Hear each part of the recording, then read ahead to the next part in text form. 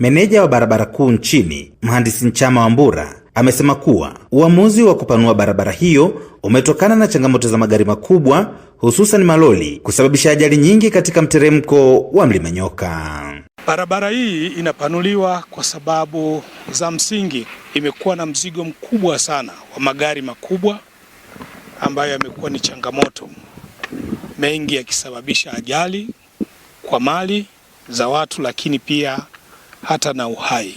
Na hilo ndio lililosababisha wakala wa barabara TANROADS kunyenyuka na kuja kufanya upanuzi ili walau kuwepo na baadhi ya maeneo ya magari kuweza kupumzikia pale yanapokuwa yakipanda mlima huu, Mlima wa Nyoka, ambao umekuwa na umaarufu wa jina hilo. Kwa kuliona hilo, pia kumekuwepo na njia ya mchepuo ambayo hapa tuliposimama itakuja kupita maeneo haya kuelekea hapa na kutokezea kule mbele. Kwa upande wake, meneja TANROADS mkoa wa Mbeya, Mhandisi Suleiman Bishanga, amewataka wananchi na watumiaji barabara hiyo kuwa wavumilivu wakati wa ujenzi ukiendelea, akisema kuwa kukamilika kwake kutaleta usalama na ufanisi zaidi. Mchepuo hii ni moja ya mikakati ya serikali kwa maana ya kuchepusha barabara kupita katikati mwa mji wa Mbeya, kwa jiji la Mbeya, kwa sababu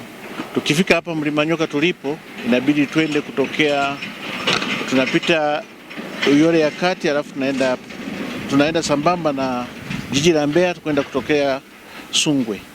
Sasa jumla ya umbali wa hii bypass ni kilomita 48.9, na tayari serikali imeshatoa fedha kwanza tuainishe ile upana wa ile barabara kwa kuweka vijingi, lakini kwa kuifungua tayari ianze kutumika.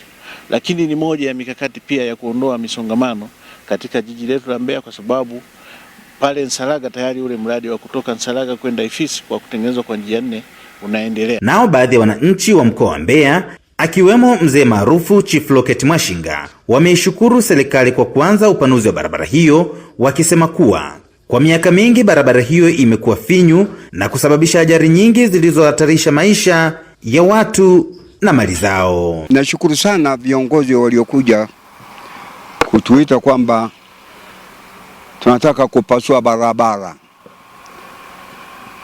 wapi, Mlima wa Nyoka. Tumefurahi sana kwa kweli. Hayo ndio maendeleo tuko tunayahitaji wakati wote. Maendeleo ni barabara, bila barabara hujafikisha kitu chochote unapotaka kwenda. Na sisi kuna njia mbili, kwa sababu hapa Mlima wa Nyoka pana matatizo. Samuel Mpogole, Hope Channel Tanzania.